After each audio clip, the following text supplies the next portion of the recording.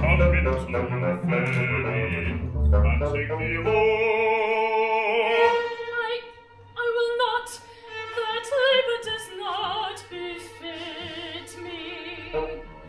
Your fear is intoxicating. There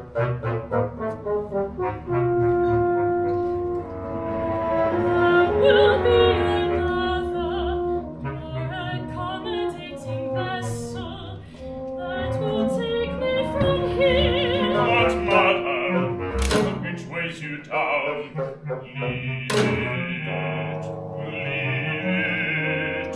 Leave it on the shoreline, lest it drag you.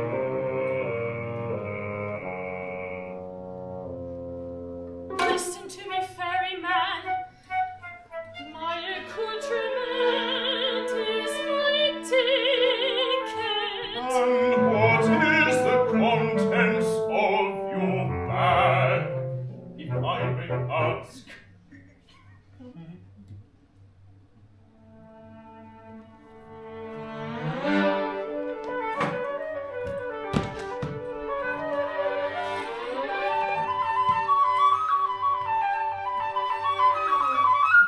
Only that which is of the utmost importance.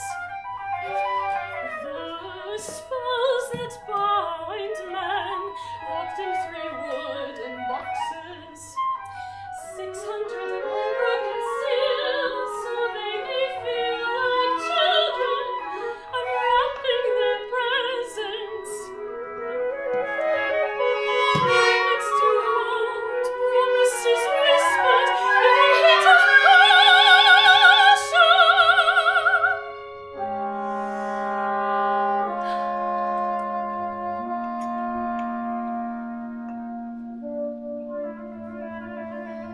And the vaults which hold the sweet seduction of my service.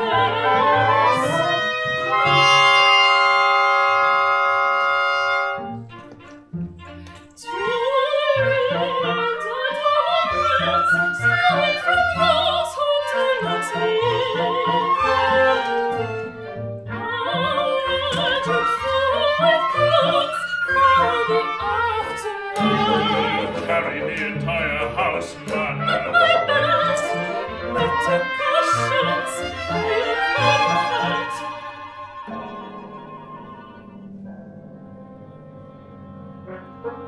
My most treasured possessions.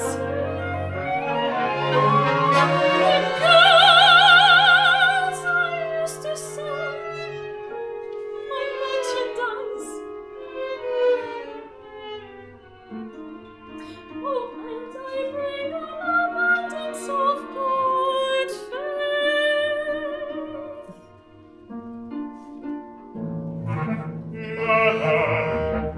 It is obvious. Simply set unto my gallery. I will take you where you belong. But you're mistaken. The gilded gates are my destination. And who told you that? I shall go there in this tide. I am a martyr. I have been whipped. I've endured torture. No one has been tormented like me. If I have to be damned for eternity, how can any other soul be saved?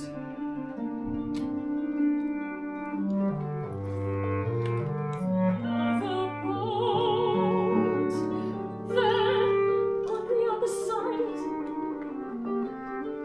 Its royal grandeur better befits one of my standing.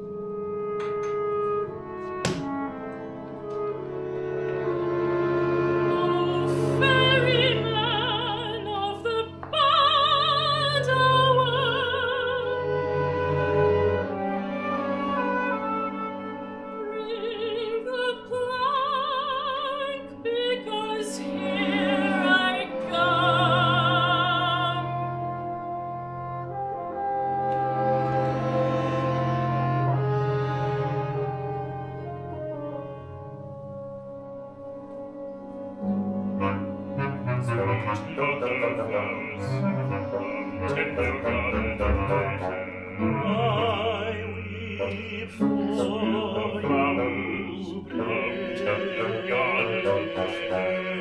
is nothing worse than those who are not grateful.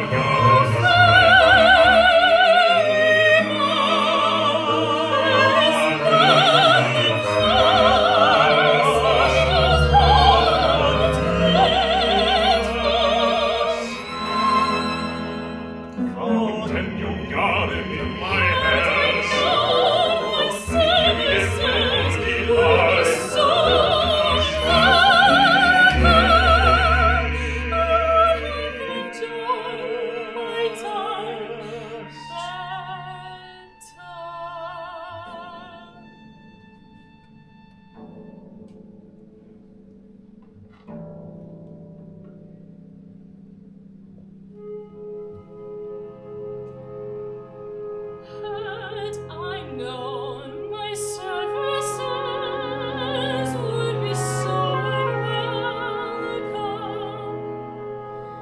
I would enjoy my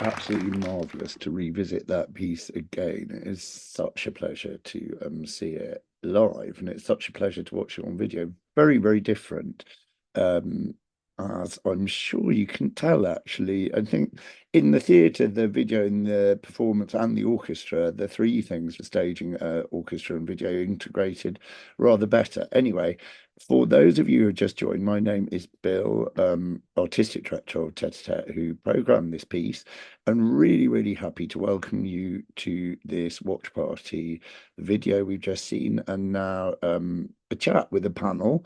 If you'd like to join us, panel, that would be great. Start your video, start your sound. And audience, if you'd like to ask any questions, as Leo has just popped in the chat, the chat function is here down at the bottom for any of you who'd like to ask any questions. I'll kick us off, I think, with you, Margarita. Where did it all come from? I mean, I remember saying to you probably just before the first performance, um, it's amazing what you managed to pull together for 17 minutes, and you saying something like, well, if you'd thought about it in advance, you wouldn't have done it in the first place, but you had to do it anyway. It was I think we're really happy that you did. Um, oh, Spencer will enable your video. Sorry, I think you seem to be. Oh, that's very odd because you were able to. Anyway, Margarita, well, I think you tell us where it all came from. Hi, thank you, Bill, and thanks everyone for joining the watch party. Well, this piece was inspired in a Portuguese play from the 1500s called Auto da Barca do Inferno, in which you have different characters that come to this limbo, this setting before the afterlife, where they are judged on their sins and they are put in a boat to either hell or heaven. So I picked this one scene from Brízida Vaz. She's one of the most interesting characters in my opinion. She's also the only female character portrayed in the original. And I have this amazing person here with me, Maggie, the soprano for this opera. She's been a very, very good friend for years, and I've been meaning to write an opera for her for a while. As you could probably all tell, Brizida's role is the major role in this scene, and I really wanted to bring that out and explore a bit more this specific scene from the play, adapting it to an opera setting. And I did use a lot of resources for only 17 minutes of music. But, with me, it's a bit either go big or go home. So it was just wanting to bring everything together. And I'm very pleased with the final result. I'm very happy to have collaborated with an amazing stage director who unfortunately could not be here today, conductor as well, really amazing people. We have today as well Hayden, the one that did our lights and our light designer and technician. So if you have any questions for him, he's also joined us today. And we have Spencer, who is the librettist. Because he cannot turn his camera on, you probably won't be able to see him, but you can ask him questions about the process of writing the libretto. We were mostly collaborating on a translation, and we worked very closely together to adapt this one scene to a whole opera production. But yeah. What made you choose it, Margarita? I guess it's something that when I wrote this piece, I was writing it for a deadline, as most composers do. We thrive on deadlines. So I had to pick something that I was passionate about and that I had instantly musical ideas when thinking about this scene and the setting. And this is a play that really stuck with me when I learned it at school, because every Portuguese in this Zoom call can confirm that we all study this at school level, and it's a very funny play, and it's a satirical comment at the society at the time. And I find interesting that a lot of the things that were criticized at the time still apply to the time period we are in today, which is crazy. This sort of non-temporal place of the limbo of the afterlife that can be perceived 500 years ago as it was, and today still in the same ways. So yeah. Well, Spencer, if we move through the process, I think we need to ask you next how you came to be involved, how you two connected. Because am I right? You're in the States. Yes, sir. Yeah, I'm actually based out of Atlanta, Georgia, down in the American Southeast, and I met Gita through a mutual friend of ours from the Royal Academy, and we worked on a small performance, like live performance piece together called Live from Purgatory, which I wrote the script for on that as well. And then I think that I just really enjoyed working with Gita, and I think our personalities meshed very well. And so through that, she reached out to me and asked for some help on the translation, and I was really excited to put more work out there and you know just get the performance going and seeing what we could do together. And her and I worked on it for months, just going back and forth, finding the right words and bringing it together. So yeah. Yeah, it's really interesting. It's a theme that's emerging through the watch parties, how striking it is the amount of care, attention, and love really that goes into each of these works, often teeny tiny things, at least in time, from so very many people. And it's something about that is makes them so rich and such a powerful, strong experience. I mean, Maggie, you were Brigida. Perhaps you can tell us a bit how it was for you to carry all that for all these other people. Um, it was in a way like any other piece in that I had the end result there and I just had to make it, come to life. And in another way, very different because with all contemporary music, you can just go and ask the composer, "Hey, you wrote this. Do you want me to do it like this or like that? Or did you have a specific idea for this bar or this little bit of the music?" And that's definitely the thing that I love the most about doing contemporary music. But it's way more special when the composer is your best friend. So, Oh, oh, that's very oh, sweet.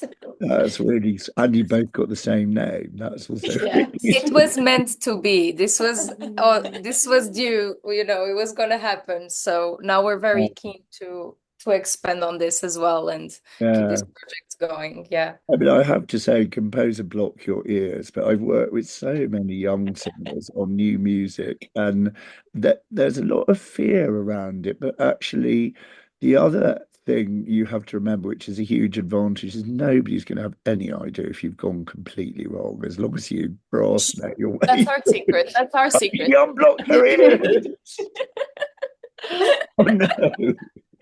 Um, there's the most lovely kind of tsunami of warmth coming at you through the chat. I know, it's so You, kind. yeah, you can see it later. It'd be really good to know if there's an actual question. But in the meantime, um, Hayden, tell us how you got involved. It's really lovely to have on a panel a lighting person. And so, when did you arrive in the project, and what did you find when you turned up?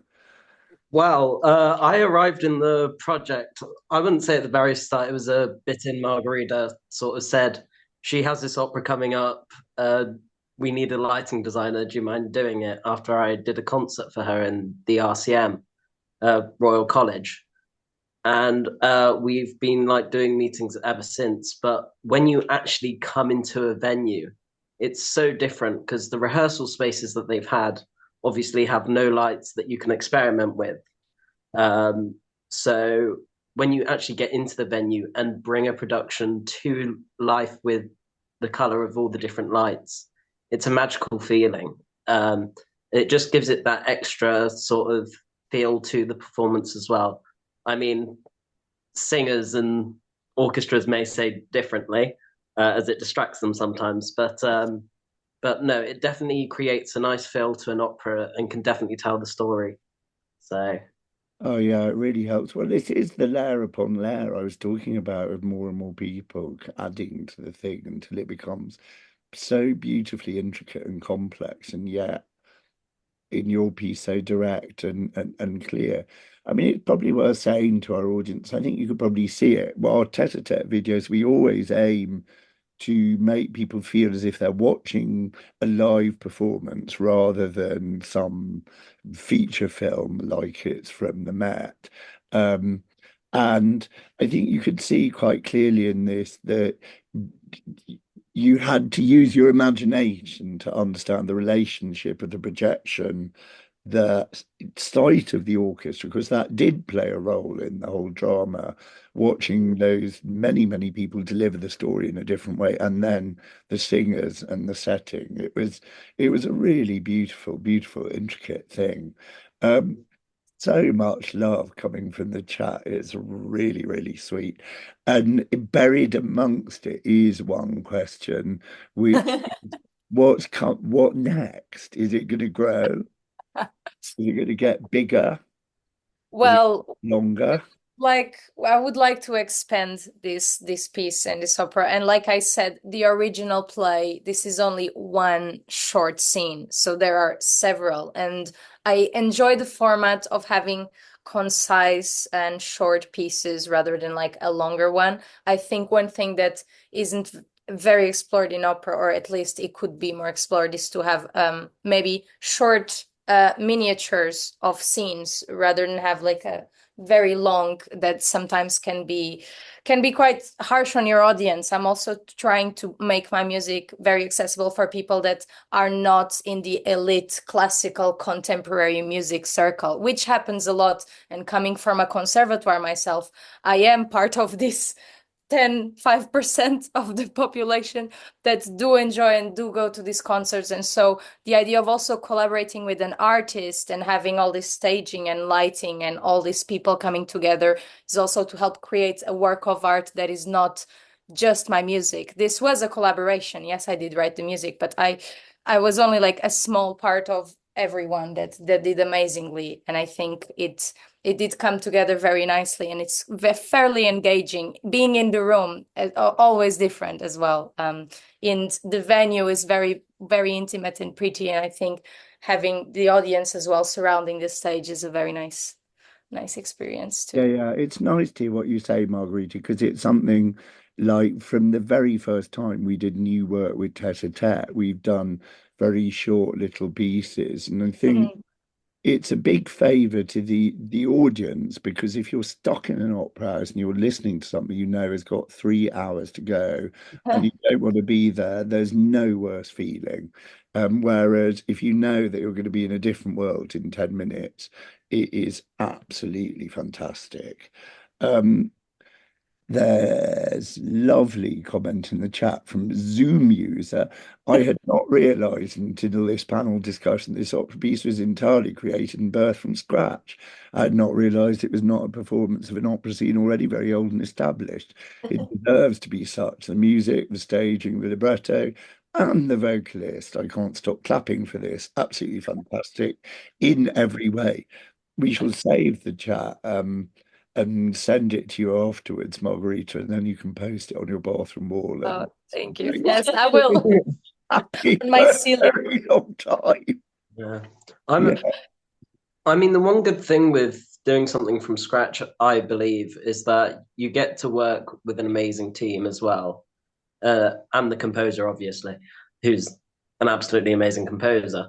But, it's just when something comes from scratch, it's like you're creating something new in a way. And I don't mean just for lighting, I mean, like in general, just making something new and making it your own instead of doing someone else's interpretation of another opera. It's just the best feeling you can ever get. And I think the composer and singer can agree with that. And probably everyone who's worked on this production. yeah, well, it's Definitely. interesting time now, isn't it? Because opera's really splitting in two, and there is huge institutions working very hard to cling on to a very old repertoire that they want to do again and again, and they might do an innovative production, but then they'll run it for 30 years and try and co-produce it all over the world. And at the same time, not only in the UK but everywhere, there is this burgeoning fringe where people are hungry for new work and stories that speak to people now rather than something that you do because that's what you do. And I think it's a really, really exciting moment.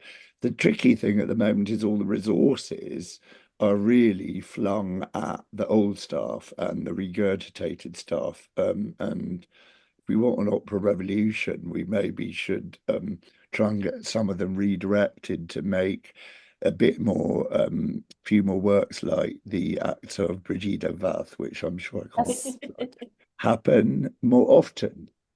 Um, I'm watching the clock wind down to our very last minute. I don't know, Mark, Yes. if you want to I say one think thing. there's one last question that I would just like to address regarding the projection from Elizabeth. She asked, was the video projection planned from the beginning, and who was the main architect of the video? So Good question. if you watch the credits, Nico Haik is a Croatian artist. I met him through the Royal College of Art, because the Royal College of Music and the Royal College of Art have a sort of connection. So I was able to get his contact. We were planning on working together for another concert, which didn't happen. So then I still had my mind in working for this with this artist, and the idea would be to have maybe some projections on the background. We went through a lot of different ideas. In the end, the projection and the video was what made more sense. And also, one thing that I would like to say is the original happens on the riverside, and for various reasons we couldn't have a river on the set, so we thought it would be very nice to have this idea of water and fluidity going on the background. So once again, I did work with Nico very closely. We did the shooting of the videos, the three of us, so me, Maggie, and Nico, here in London, and then he did all the editing. He's credited there as well, and fortunately he couldn't be here today, but it was once again wonderful to work with him. Really nice to work with something that's not just music, with a different film and media like that is also something that really interests me. So yeah. Margarita, well, thank you so much for spotting that. Apologies, Elizabeth, for letting it slip It's okay. in the absolute torrent of praise. Anyway, we should give you a little more praise and then shut the Zoom because we have to regroup for our next one. But thank you very, Of very much. course. Thank you so much, Bill. Thank you, everyone, for Thank coming. I hope you enjoyed it, and thank you. you. Thank you.